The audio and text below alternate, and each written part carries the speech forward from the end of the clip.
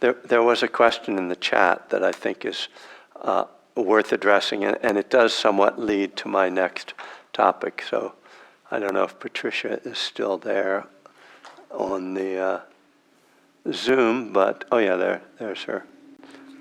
There you are. Hi.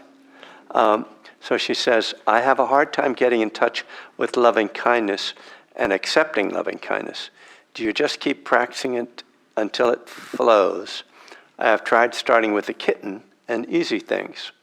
Yeah, which is, I think, a very skillful approach. I think it's Ajahn Brahm who says, like, that's the best way to practice. Anyway, first of all, I think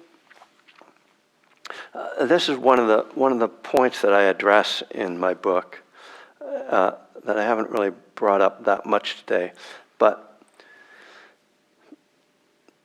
I think we can get too much into the idea of loving kindness as a feeling,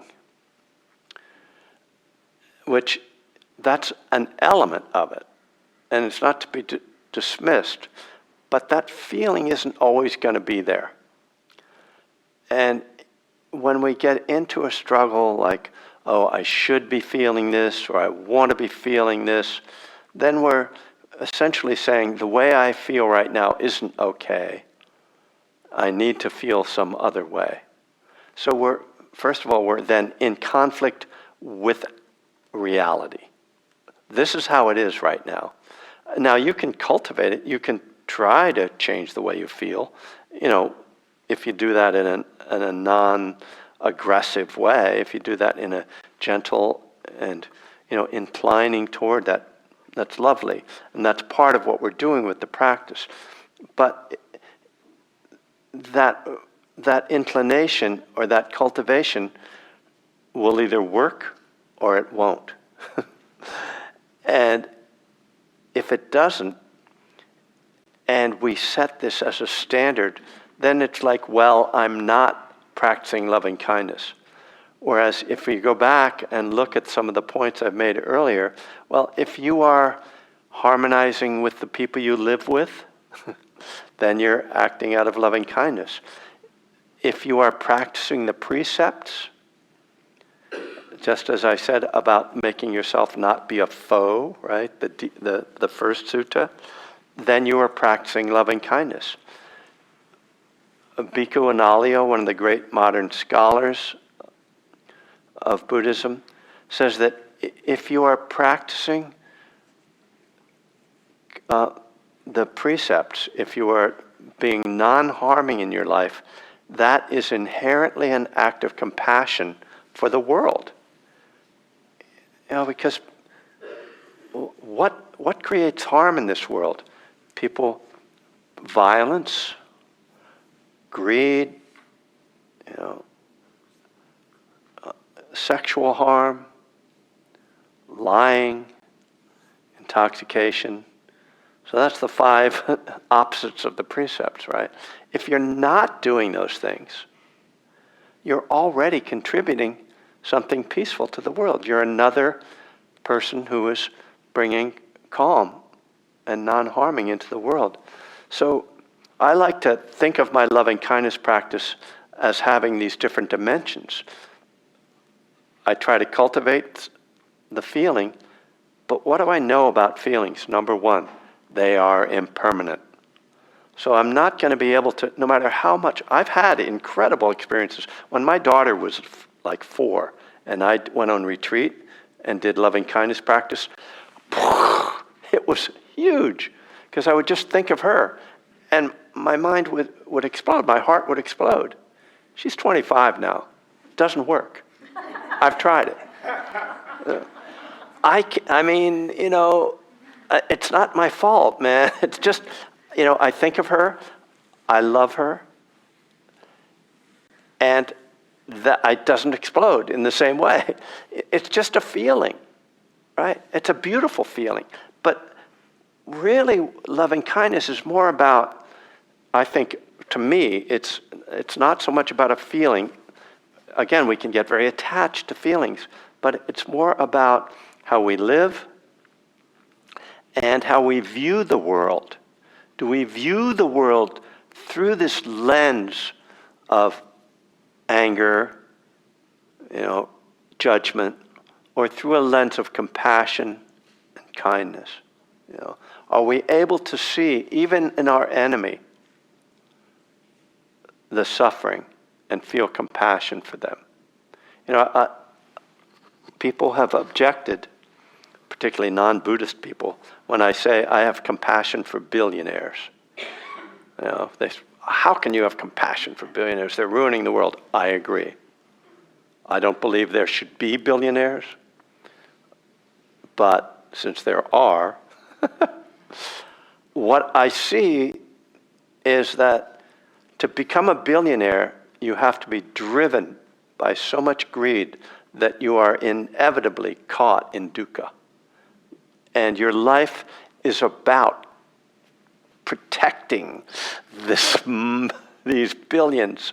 And so you're suffering. So I understand, I have compassion for you, and I want you to give that money away right now. And that will free you, by the way.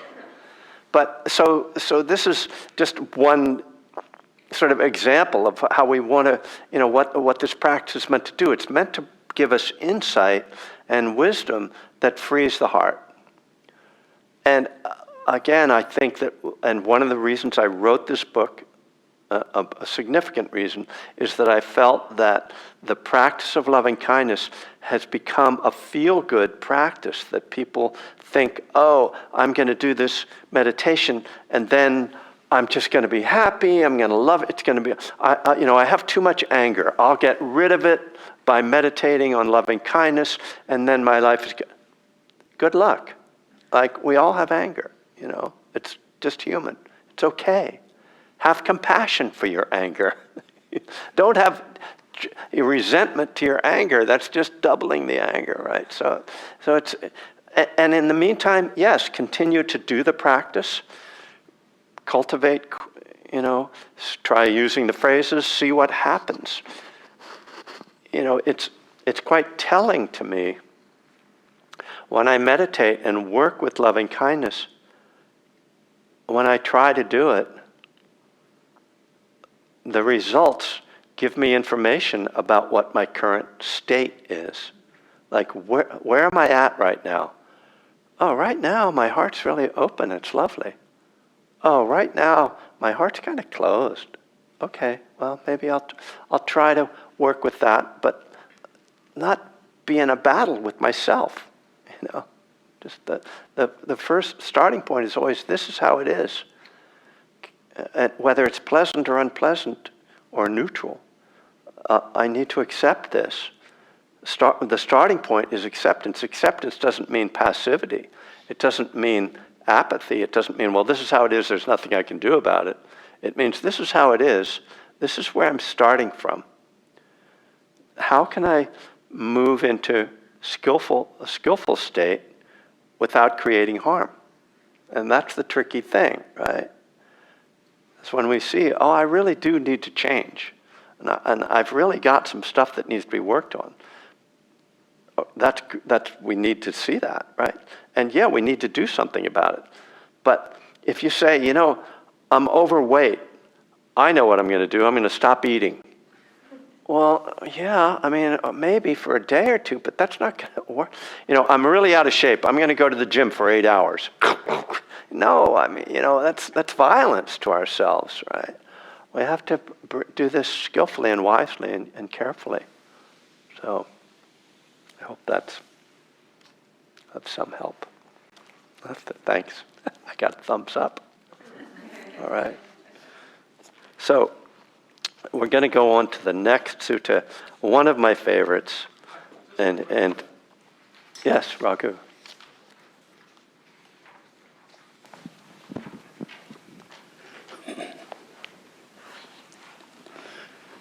Yeah. Hi. Hello. It's good.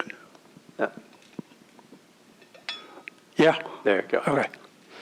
I love your comment about not making this a feel-good exercise and really getting into, having value in daily life. Some of the elements of the practice in terms of cultivating loving kindness.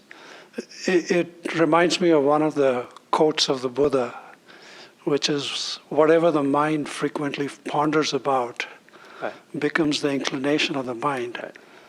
I've always thought of it something like, brainwashing yourself. Mm. Can you comment on that? Say the question again. I've always thought of this as brainwashing You yourself. always thought of it as brainwashing? Yeah, because whatever one frequently thinks and ponders upon? Yeah. So you're saying we sort of brainwash ourselves by thinking about the same things over and over? Yeah. That's a good way of characterizing it. And that's why mindfulness of thoughts is so important, is to see, what do I keep thinking about? Why do I keep thinking about this?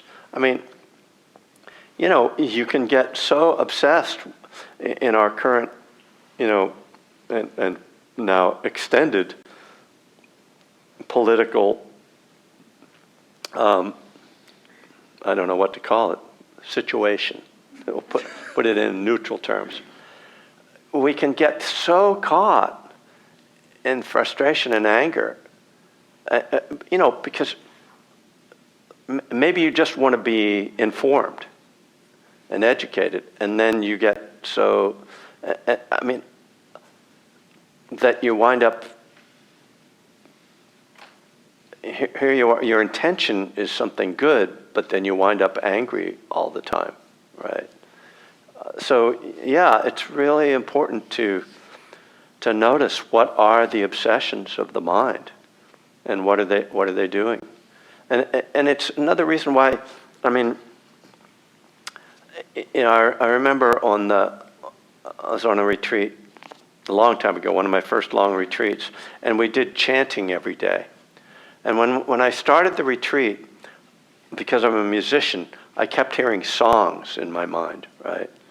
And then about halfway through the retreat, gradually the songs faded away and the chants took over. So now I'm chanting these positive things, right? And it was positive brainwashing, right?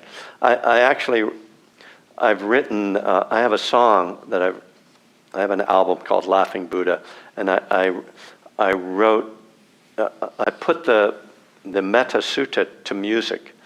And people have told me that by listening to that, now they start to sing the Metta Sutta phrases to themselves. And they catch themselves radiating kindness over the entire world. They're like, oh, this is really good to have this in my mind, instead of, the other kind of lyrics that you might happen to be listening to. So yeah, it's a really important piece, is to see what those tendencies are. Yeah. Yeah, no, I can see the value of cultivating the habit of loving kindness, because that's much better than the three roots of greed, Yeah. aversion, and delusion. Yeah, and again, it's not something you can force, because as we talked about before, the conditioning, the tendencies of the mind are still going to arise, and if we take a hostile attitude towards them, then that's what we're creating, hostility in the mind. So it's a very delicate process. Thank you. Okay. Hi, this is Jim. Just a quick comment. As you were talking earlier, and we are talking about kind of accepting what our thoughts are or what is actually happening at any given moment. What I was left with, what you said, left me with acceptance doesn't mean approval. Yeah, that's right. Yeah, and forgiveness doesn't mean condoning, which is something Jack Kornfield says in his forgiveness meditation.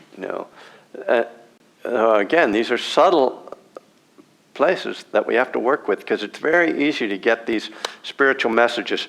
This is the way you're supposed to be. This is good. This is bad. And then we realize we've backed ourselves into a corner. Like, well, wait. If I'm forgiving you and you murdered somebody, does that mean I don't think you should be punished? No, that's a different question. That's a legal question, and yeah, acceptance. I mean, this to me is why the Buddhist path is more challenging than one that's more fundamentalist. If someone just tells you, this is right, this is wrong, okay, those are the rules, great.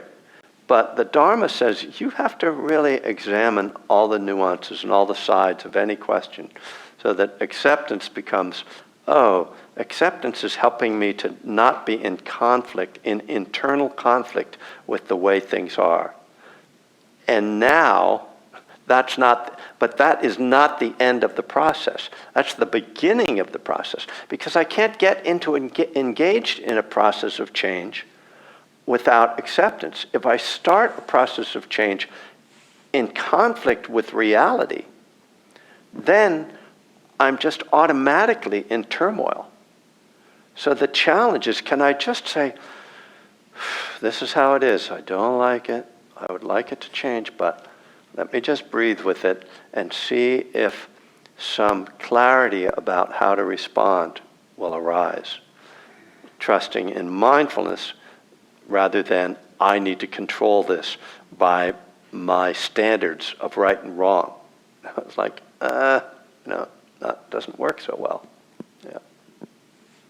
Very helpful. Thanks. Thanks. So, all right, I'm taking you into the simile of the saw. So you really, I gave you guys I think just the climax of the simile of the saw. Oh, no, I gave you that wonderful, yeah. But I want to take you through this again as a kind of narrative. This is, but the big picture of this sutta,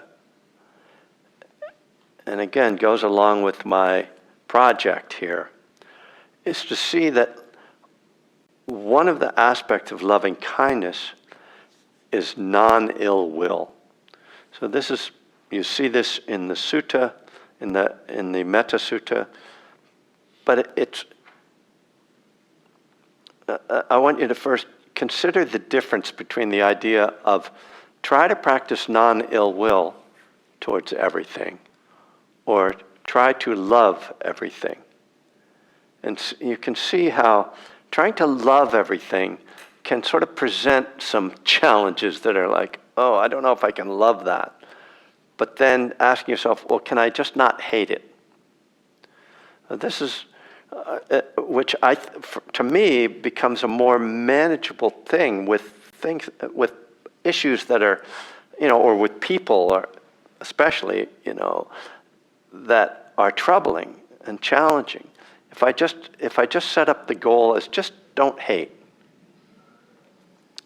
So this points to one of the ways that the Buddha taught, which is very interesting. Many of his teachings were about not doing things or not relating to things.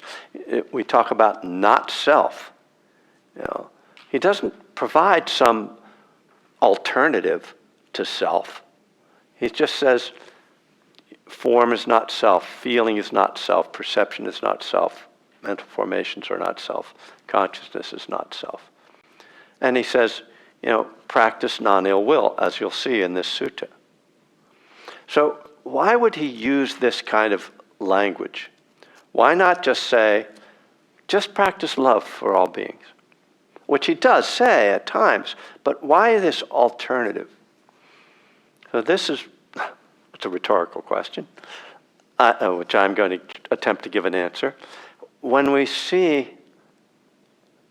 look at the Four Noble Truths. So if you're not familiar with the Four Noble Truths, they are the truth that there is an unsatisfactory quality and painful quality to many experiences in life.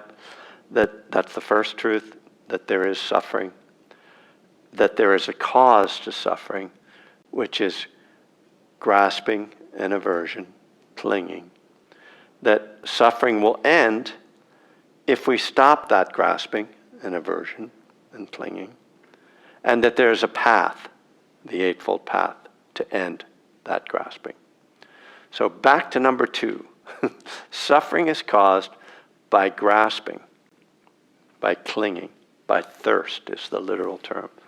Well, if he says to you, you should love everybody, then you start trying to love people, and there's a grasping after a feeling. We were just talking about that problem of trying to get the feeling, right? I'm supposed to be more loving. I need to cultivate love. Well, what if we just flip it and say, no, just let go, non-clinging. That's the way to freedom, right? Non-clinging, non-grasping, non-hatred. And that becomes very logical. Not self, non-attachment. We see these terms come up all the time. So the interesting thing is that his teaching, like his rhetorical technique of speaking in the negative, mirrors the teaching itself, which is, in some sense, we can say a negative teaching. That is, it's about letting go. It's not the path isn't about acquiring something. It's about letting go of something, of some things. Greed, hatred, and delusion would be the shorthand. So this, I just find that intriguing, and helpful, ultimately for myself, that I don't always have to just feel all this flow of love for everybody. If I'm just not walking around projecting resentments, judgments, anger, and when that happens, if I can just let go of those feelings, that is practicing loving kindness. Oh, so I get a gold star without having to have like the big, aura, the rainbow over my head, All right. So let me take you through this very fun sutta. So it starts with a story about a monk named Molya Faguna. And I just find that name funny, so that's me. Molya Faguna was associating overmuch with bhikkhunis. Now, bhikkhu is monk, bhikkhuni is a nun. So Molya Faguna, who was a monk, was spending too much time with the nuns. This is not what you're supposed to do. So word goes out, the word gets back to the Buddha. So the Buddha calls to Molya Faguna, says, I don't know if I think he calls him Faguna. I'm not sure what's, anyway. It sounds like some kind of an Italian insult to me, Faguna already, All right, I'm glad to get a laugh. So, he says, is it true that you are associating so much with the bhikkhunis? And Faguna wisely says, yes, Venerable Sir. And the Buddha says, oops, Faguna, are you not a clansman who has gone forth out of faith from the home life into homelessness? Yes, Venerable Sir. Faguna, it is not proper for you, a clansman gone forth out of faith from the home life into homelessness, to associate overmuch with bhikkhunis. Therefore, if anyone speaks dispraise of those bhikkhunis in your presence, you should abandon any desires and any thoughts based on the household life, and herein you should train thus. My mind will be unaffected, and I shall utter no evil words. I shall abide compassionate for his welfare with a mind of loving kindness without inner hate. This is how you should train Faguna. So, let me read the next paragraph because the plot thickens, as they say.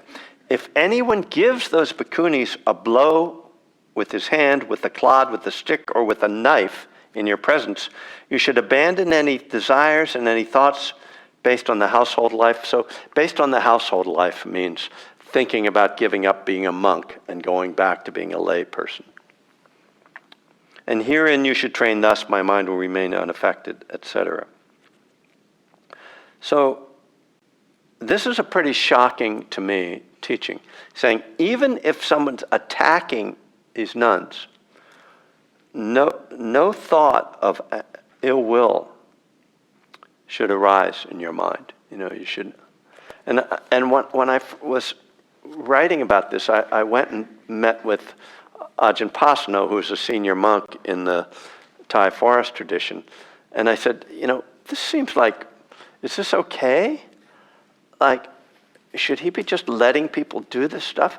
And Ajahn Pasno was very wise, like, be careful how you read this. He's not saying don't do anything. He's saying don't act out of hatred. Don't get caught in hatred. So it's the mental teaching. And Pasno also said, this is meant to get your attention. It's not so much like, okay, this is how you should live your life, but in terms of, if there's violence going on, because nobody is actually attacking the nuns. It really, all that was going on was that people were talking, right? And Molya Faguna was getting angry with people who said things about the nuns. And the nuns were getting angry with people who said things about Molya Faguna. But the Buddha is saying, if anyone speaks dispraise in your presence, you should abandon any desires and thoughts based on the household life. And you should think thus: my mind will be unaffected. I shall utter no evil words. Right? You see how it's all in negative language? My mind is unaffected. There are no evil words. I shall abide compassionate for their welfare with the mind of loving kindness. Okay, that's the cultivating. Without inner hate. The bad news, which is not in the sutta, is that eventually Molya did return to the household life. So, it's bad news from the Buddhist standpoint. So this sutta continues.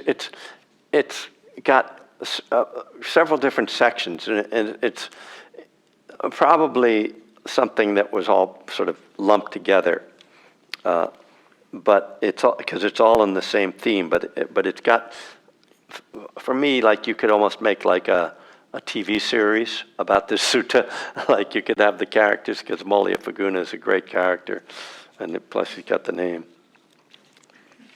So the next thing the Buddha starts to talk about is how back in the day I could tell the monks what to do, and they would just do it.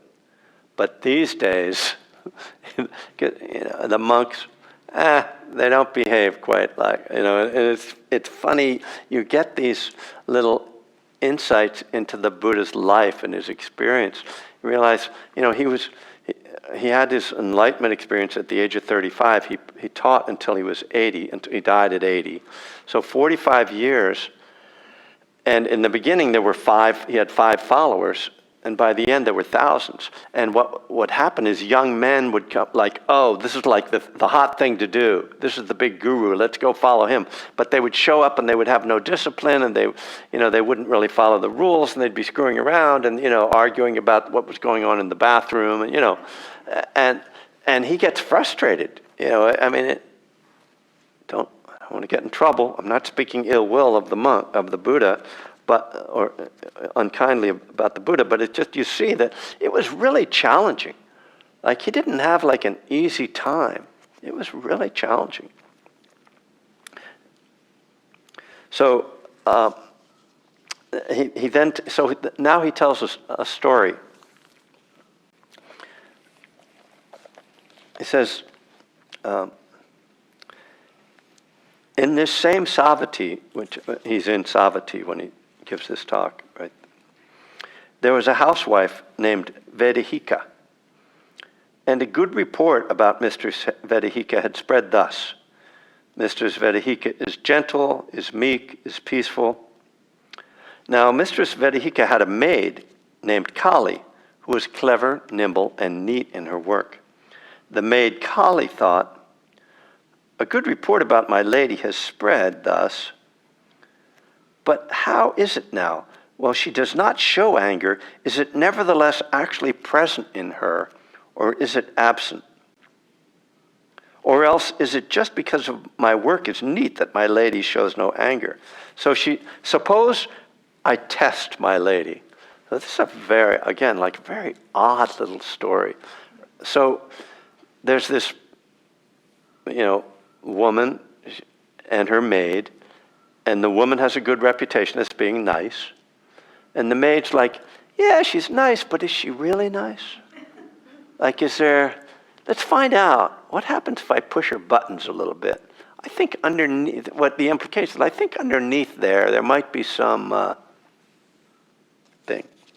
something that isn't so nice.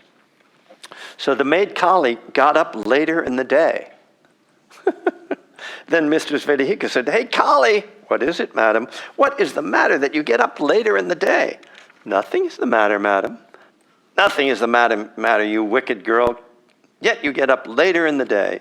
And she was angry and displeased, and she spoke words of displeasure. Then the maid Kali thought, the fact is that, well, my lady does not show anger. It is actually present in her, not absent.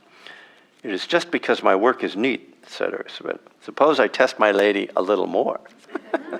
So the maid Kali got up still later in the day, and etc.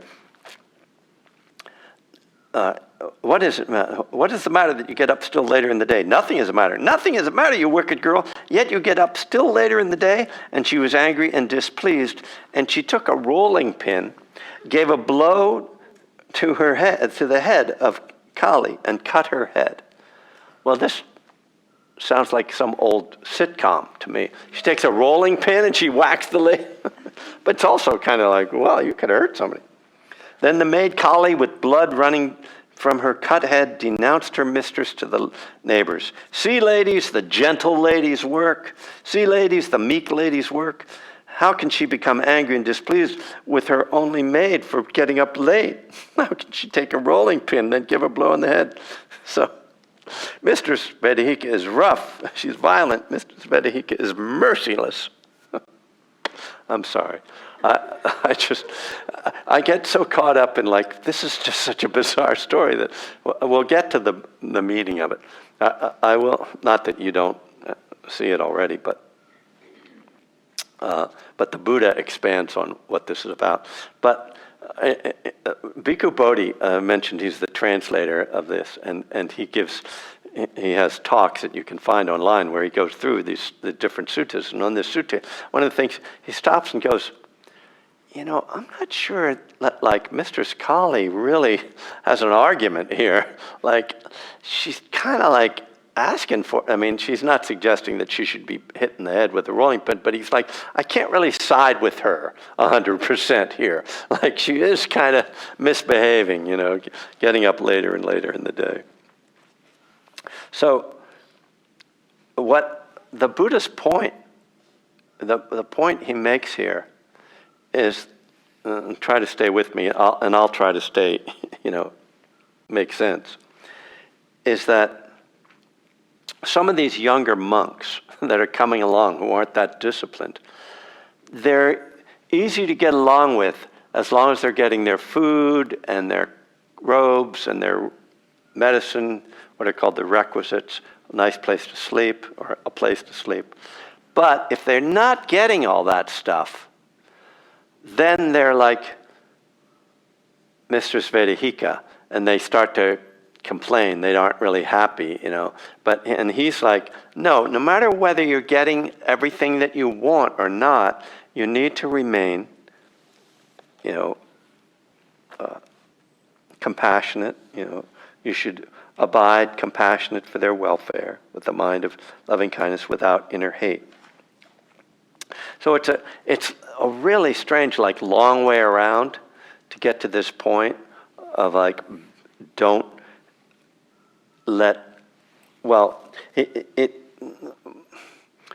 here's the other piece of it. He says, if people speak to you, you know what? I got that wrong. Yeah, no, he mentions, okay. I'm sorry, because it's just like, it's got a couple of little tools. He says, so some bhikkhus are extremely gentle, meek, peaceful, so long as disagreeable courses of speech do not touch them. So he goes into the requisites, but this is really what it's about, so forgive me for getting lost on that. He's saying that if someone admonishes them, then they get angry, and that you should, need to be, accepting of that.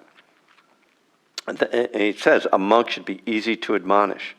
So he says, when others address you, their speech may be spoken with loving kindness or with inner hate. However, you should train thus, no matter what.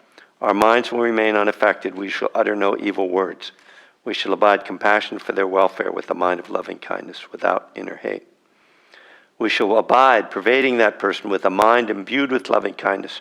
And starting with him, we shall abide, pervading the all-encompassing world with a mind imbued with loving kindness, abundant, exalted, immeasurable, without hostility and without ill will. This is how you should train bhikkhus. So, I want to step out now to talk about how the Buddha is teaching meditation, because he's just given us instruction on how to practice loving kindness. And it's not by repeating phrases, right? It's by pervading that person or pervading ourselves with a mind imbued with loving kindness. Pervading the all-encompassing world with a mind imbued with loving kindness. Abundant, exalted, immeasurable, without hostility and without ill will. So we'll see this same idea in the Metta Sutta, which is that, and it's captured in the phrase that I used early in the day, radiating kindness over the entire world. So this is a shift in terms of how we practice loving kindness. And it is more of a felt experience than a verbal one.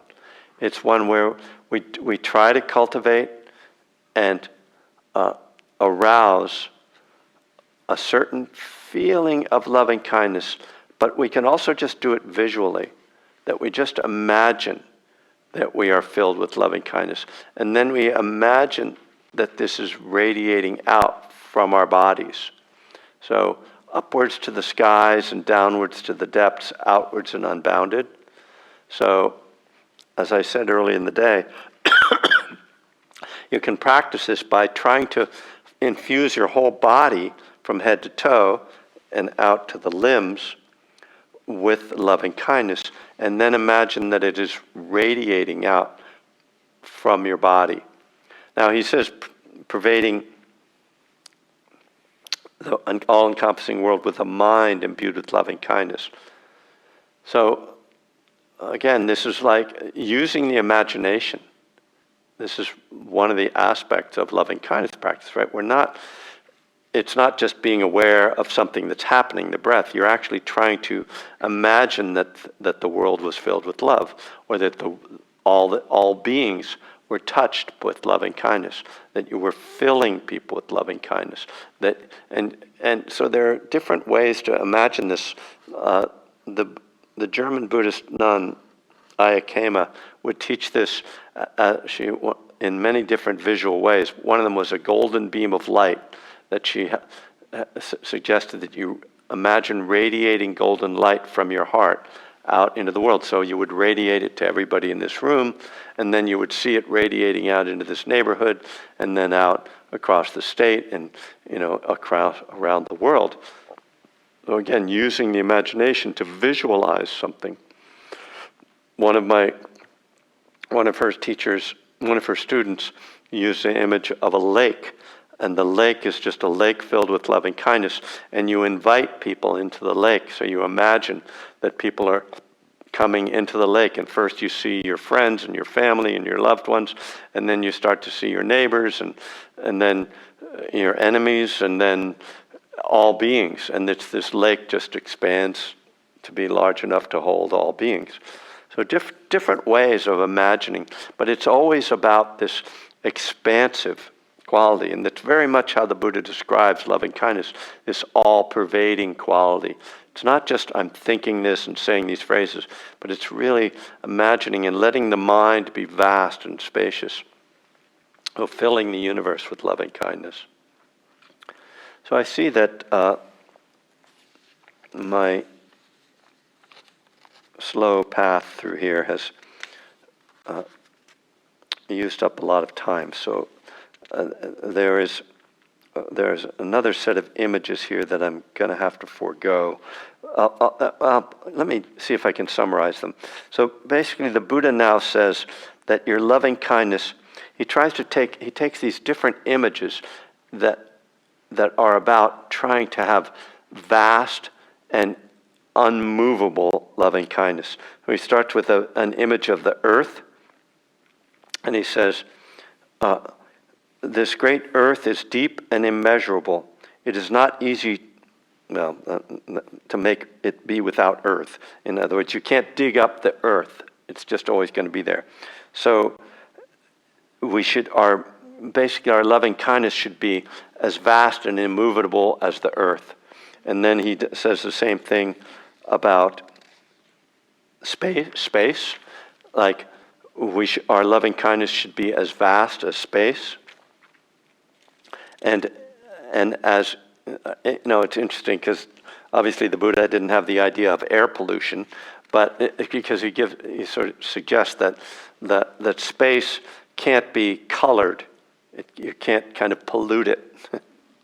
We know otherwise now. He gives the image of the Ganges or of a vast body of water. You can't burn it up. So again, like a good image for your meditation is like the vastness of the oceans. My meditation, my loving kindness should be vast like the ocean. But finally, we come to this famous line which gives the sutta its title. So after all these different images, Molya Faguna, don't get in conflict around the nuns. Don't be like Mistress Vedahika, that your maid's laziness can trigger you into rage. Don't be like a monk that can't take a little bit of criticism. All these images. Finally, he says, it's all about the same thing, because he says, bhikkhus, even if bandits were to sever you savagely, limb by limb, with a two-handled saw, he who gave rise to a mind of hate toward them would not be carrying out my teaching. Herein, bhikkhus, you should train thus. Our minds will remain unaffected, and we shall utter no evil words. We shall abide compassionate for their welfare, with a mind of loving kindness, without inner hate.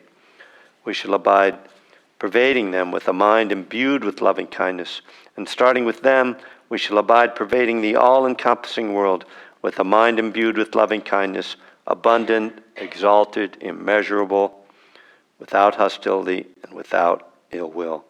That is how you should train. So this idea that if we're going to carry out his teachings, we can't let a thought of ill will arise if somebody is sawing off our limbs. It's kind of like, let's set the bar a little higher, And of course, it's not, in our ordinary lives, not a situation we would have to deal with, although people do deal with horrifying experiences, torture, cruelty, violence. But it really speaks to the Buddha's devotion to non-harming, and his demand that we see clearly that any, that anger or hatred in any form, for any reason, will only harm us. And he's really challenging us to see for ourselves what happens when we allow our mind to become filled with anger and hatred.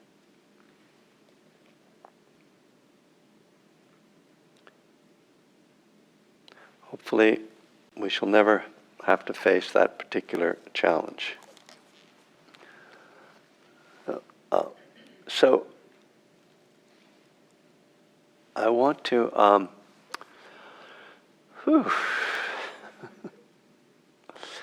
I want to get through the Metta Sutta with you.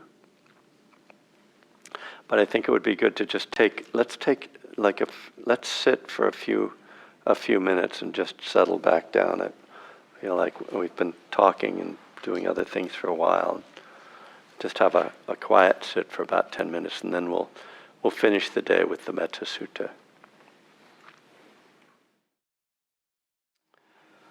All right, so you can maybe turn over your handout to see the Discourse on Loving Kindness. Usually called the Metta Sutta, or the Buddha's Words on Loving Kindness.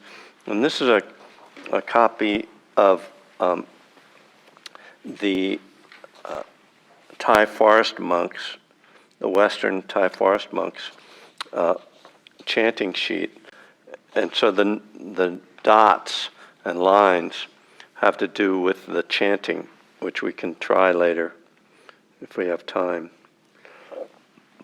But as you can see, very short sutta. It doesn't have any introduction.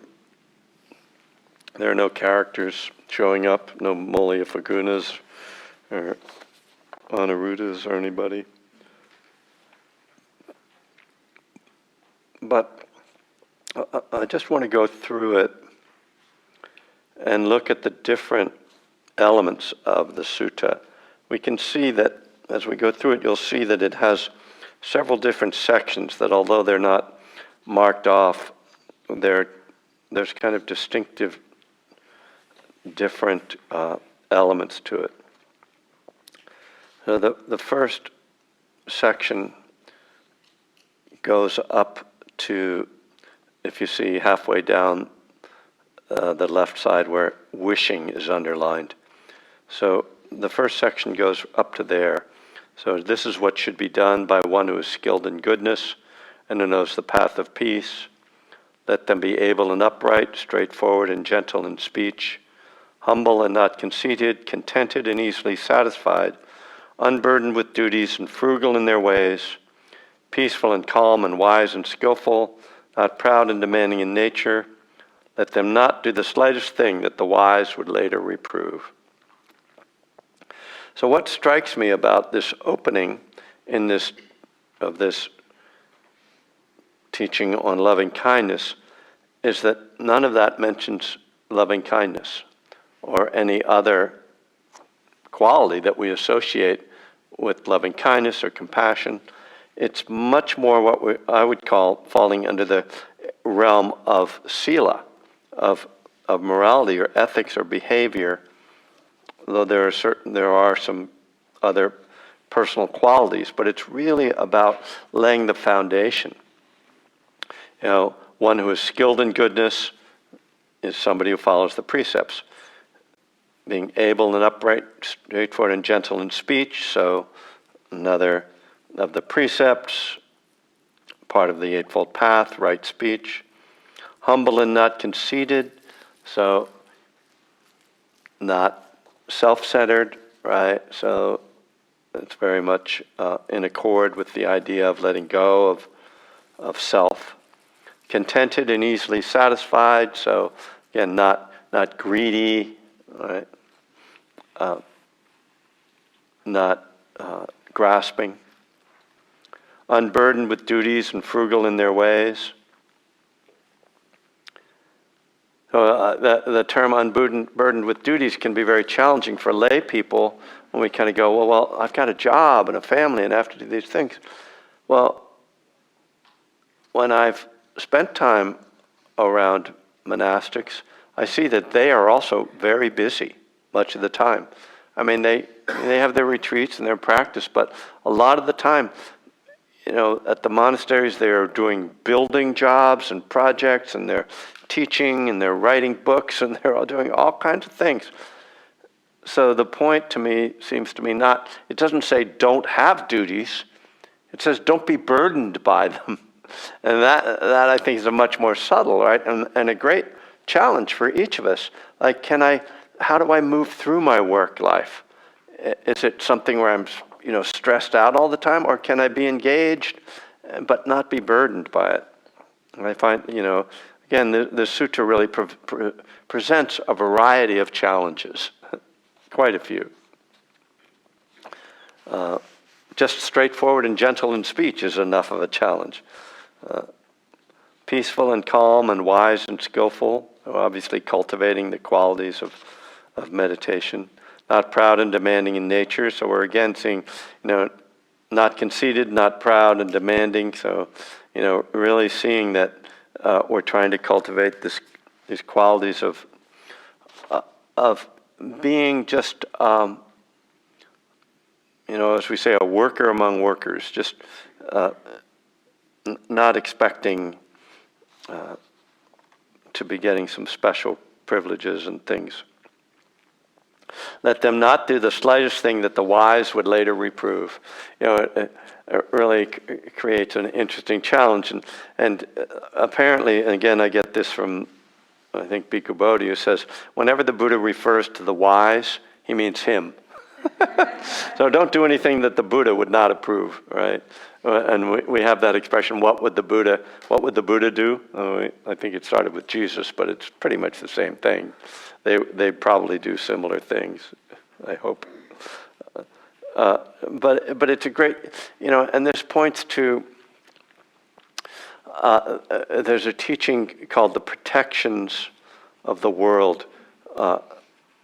These two qualities, hiri and ottappa, they're difficult to translate into English. The early translations made them sound very moralistic, but they're basically, hiri is your conscience, and ottappa is kind of your social, we could say social pressure, so that when we take any action in the world, part of us is like noticing our own feeling about it, like, do I feel good about doing this?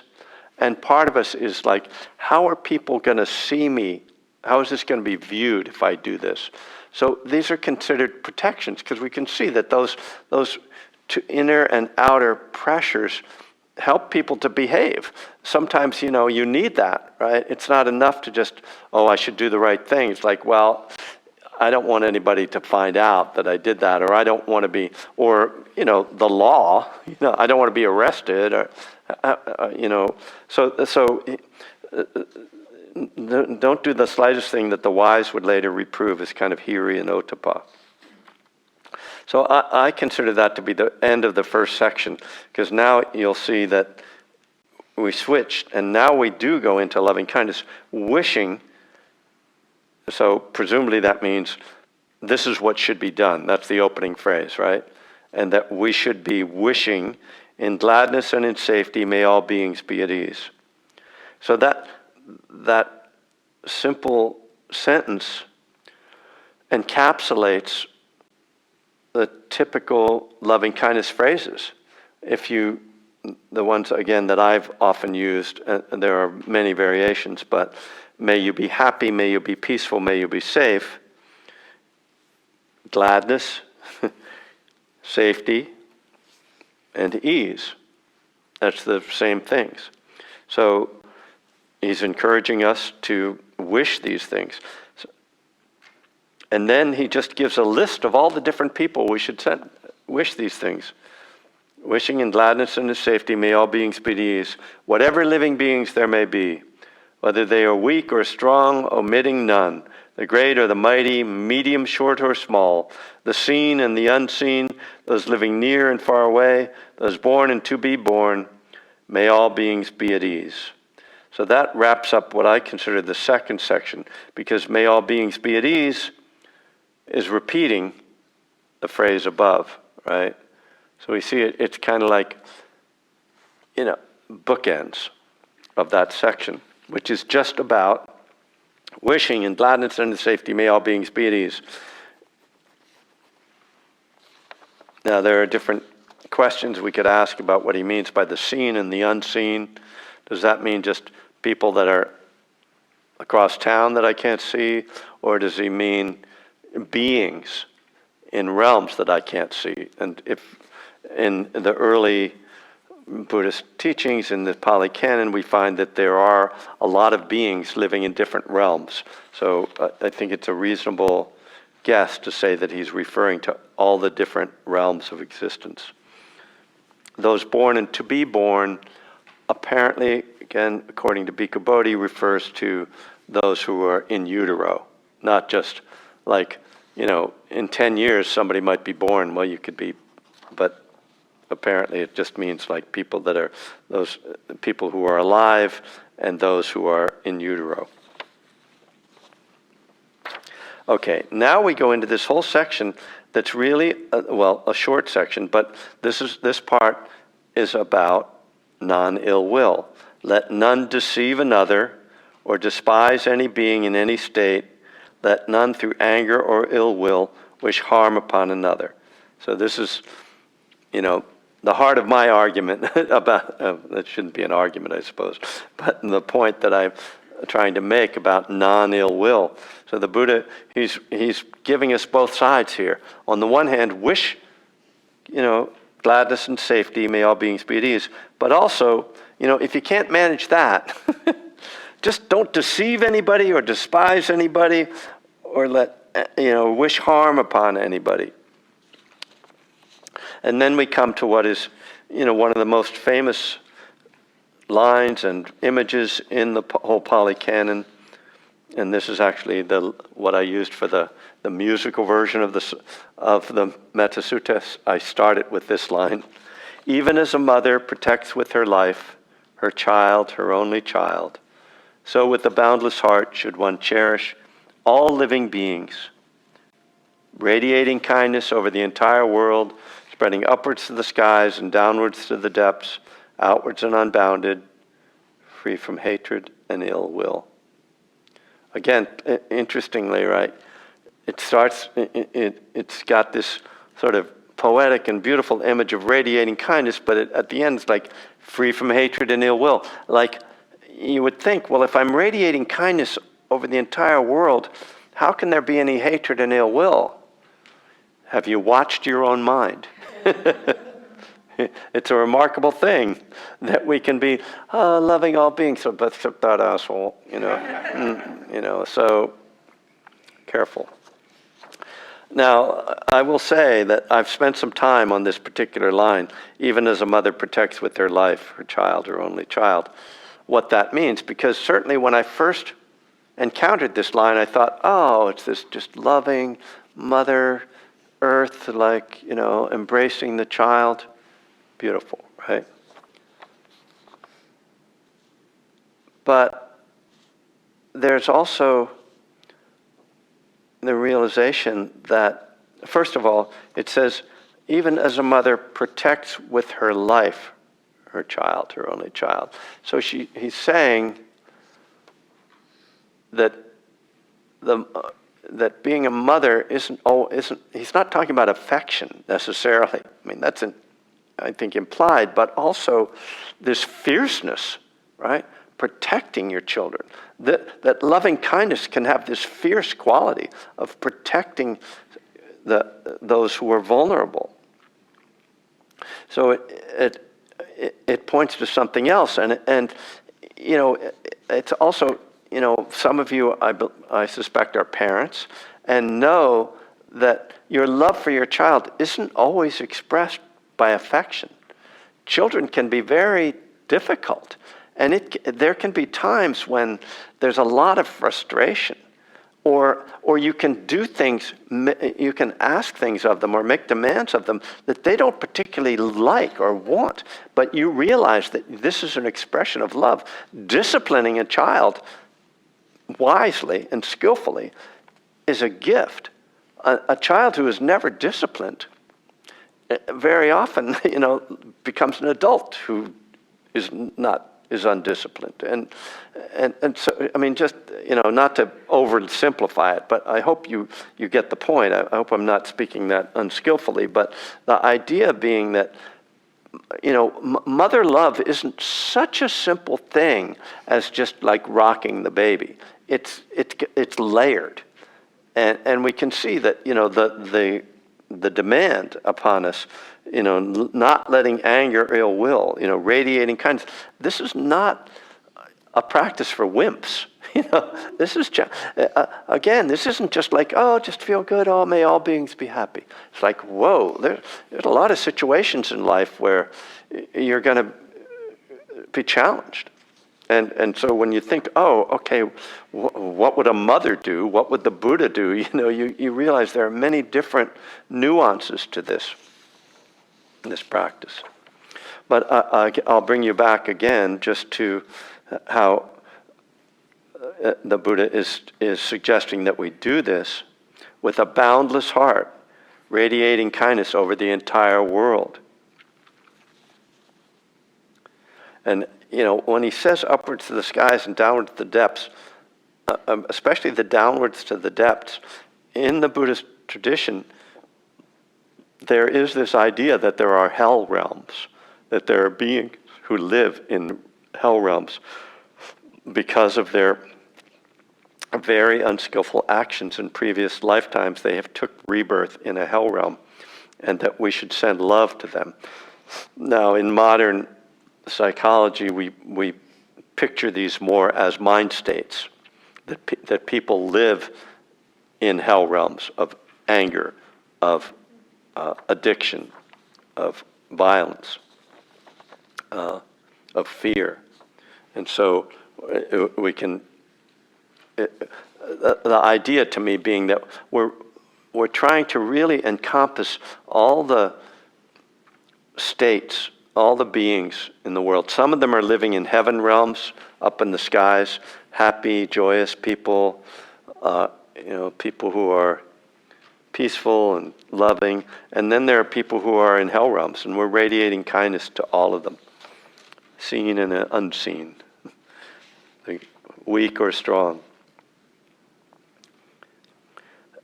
So we now,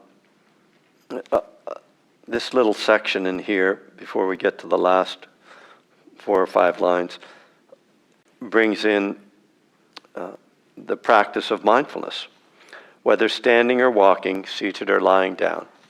Those are the 4 postures that the Buddha teaches mindfulness. And if you're familiar with the 4 foundations of mindfulness, he teaches to be mindful. So we're not supposed to just practice loving kindness as meditation.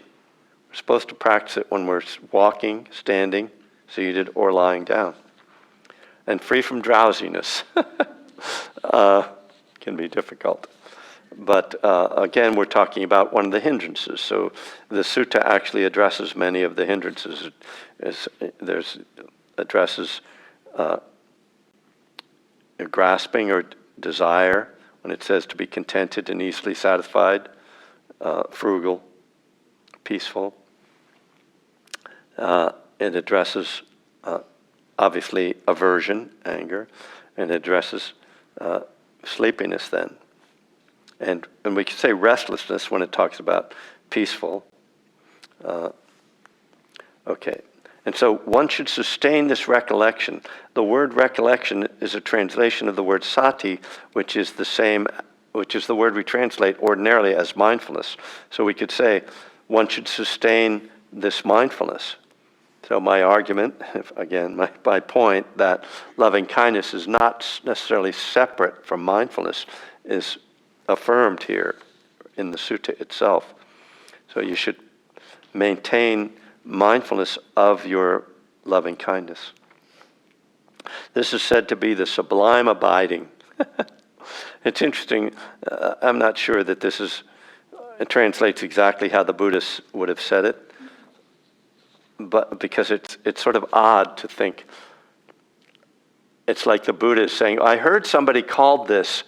This is said to be the sublime abiding. It's like, who said that before you? So now we go into a real shift.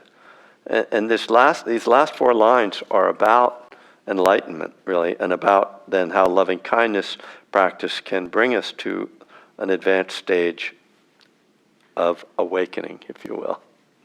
By not holding to fixed views, the pure-hearted one, having clarity of vision, being freed from all sense desires, is not born again into this world.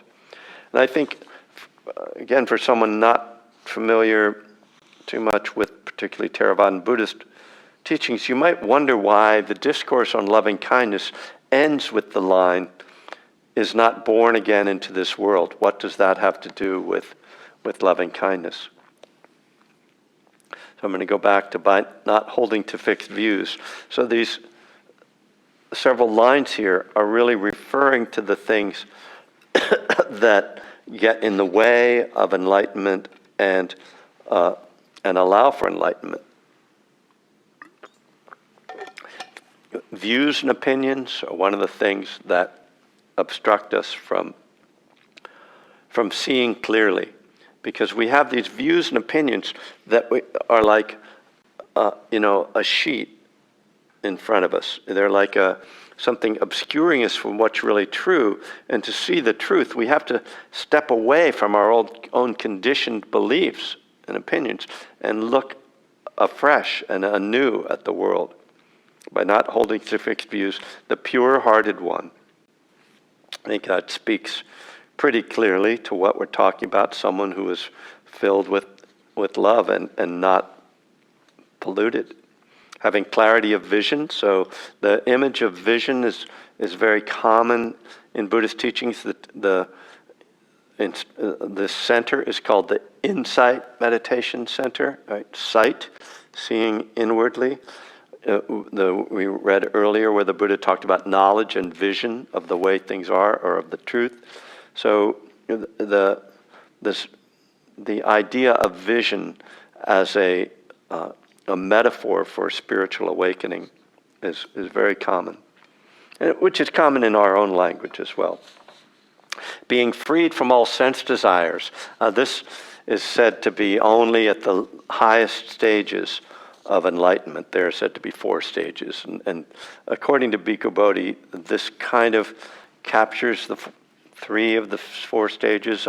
I can't quite explain that. We'll have to go back to Bhikkhu Bodhi. But we can see that, wow, like this practice that just starts out with, being able and upright and straightforward and gentle in speech, winds up saying, and then you're going to be free of all sense desires. Well, it's pretty unimaginable for most of us to not have sense desires. And there can be a lot that kind of stirs up. Well, wait a minute, what does that mean? How does that mean I'd stop eating or breathing? It's not quite what it's getting at. It's really talking about the impulses and cravings that cause suffering. And so the final line said, once all this happens, then this pure-hearted one, with clarity of vision, is freed from all sense desires, is not born again into this world. So this is referring specifically to rebirth, right? Reincarnation as in another lifetime. And the idea in Theravada Buddhism is that in this cycle of samsara, each time we take birth, we are face the suffering of birth, of aging, and of death. And that each lifetime is ultimately unsatisfying. And one way to put it, the simple way to put it, is it always ends badly. And so the Buddha is like, well, we have this feeling like, I'm going to get it.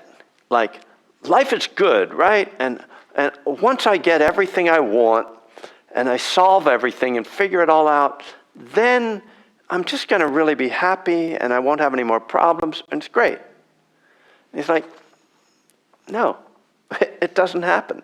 You have moments of joy and pleasure and release, and they pass.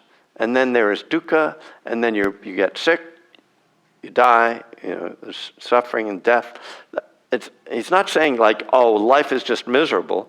He's just saying it's not satisfying. There is no moment of complete satisfaction, but that our minds have this idea that it's out there somewhere. right? It's like a very ingrained quality we all have, I think. And that we keep, the reason, according to this principle, the reason that we keep being reborn is that we keep thinking, I'll get it next time, Oh, it's worth it. It's right there. I didn't quite get it this time, but next time I'll have it figured out. And according to, again, this tradition,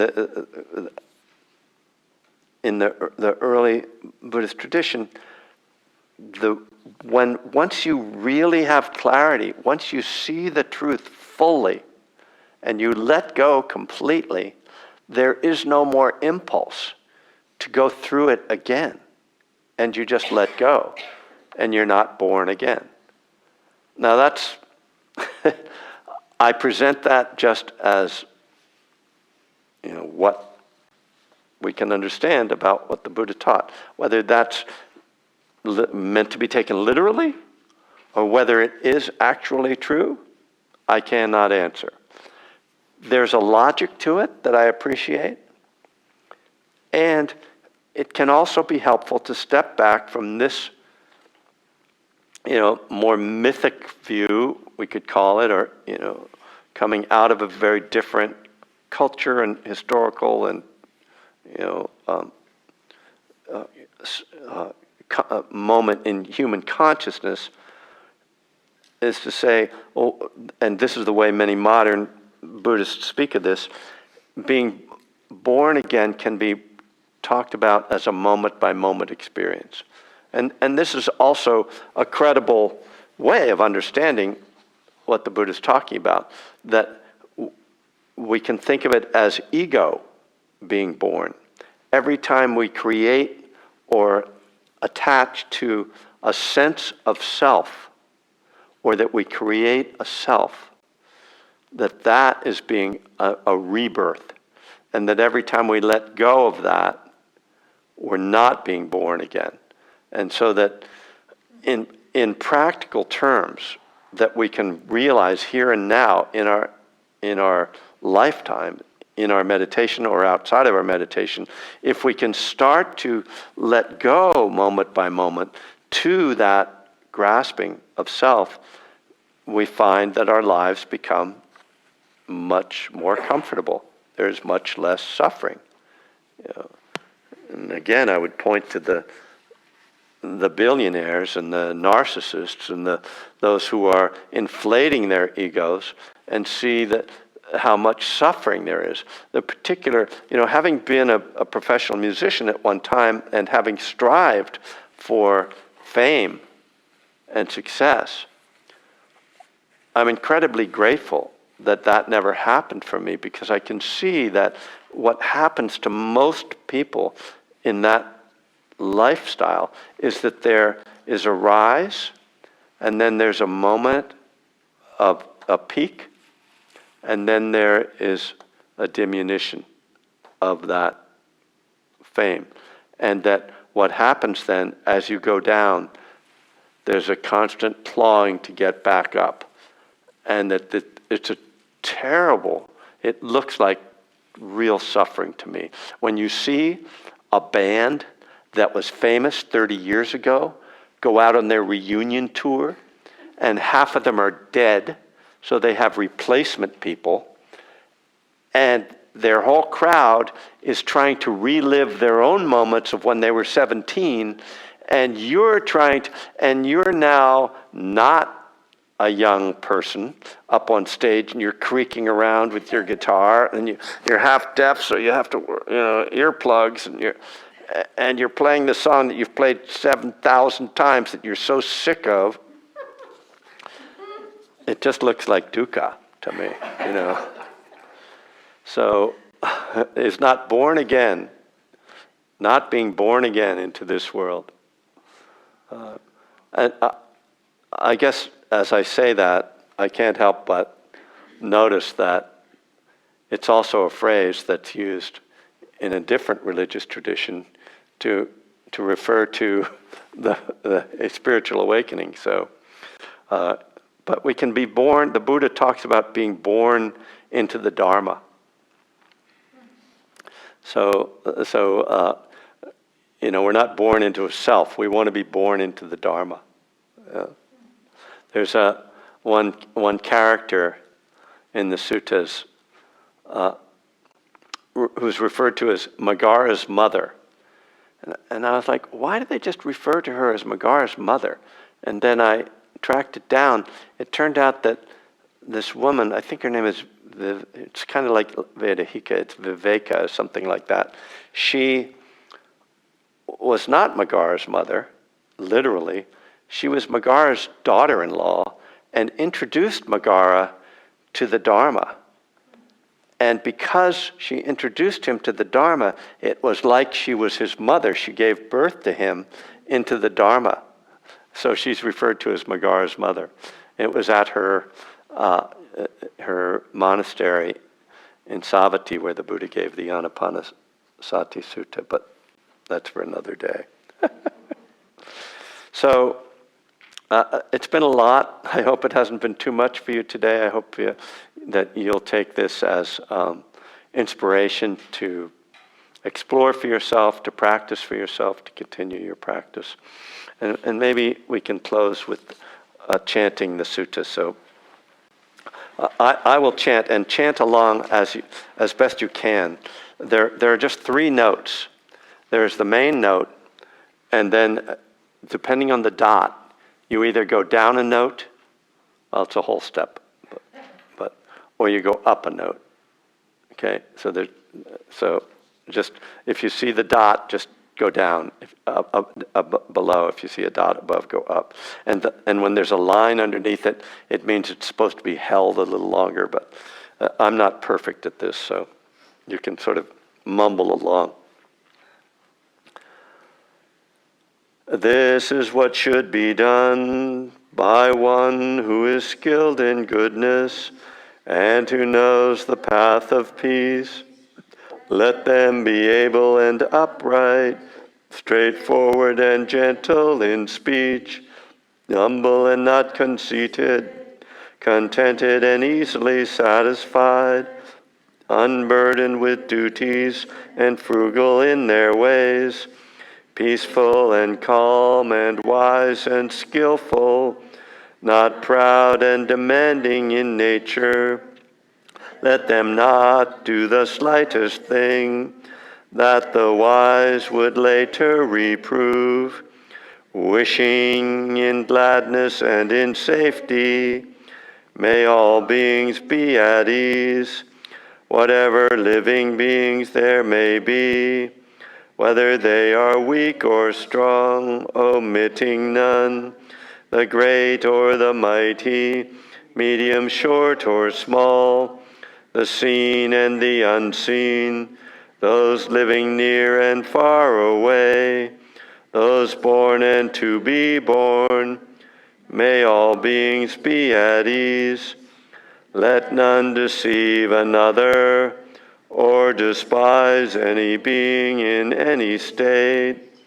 Let none through anger or ill will wish harm upon another, even as a mother protects with her life her child, her only child.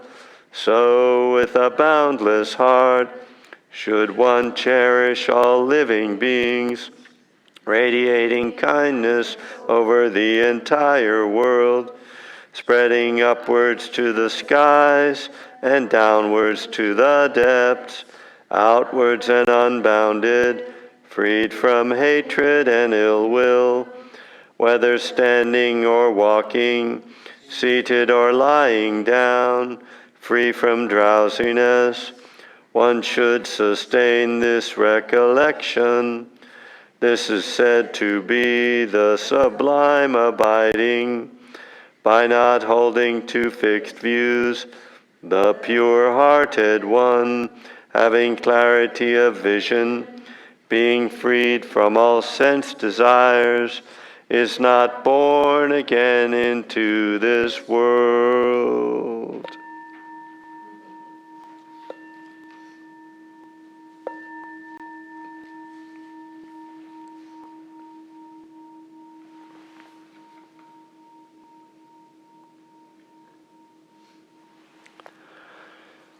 So thank you all for coming. Thank you, everyone online. Thank you, Marianne, for your support. Rob, thank you. I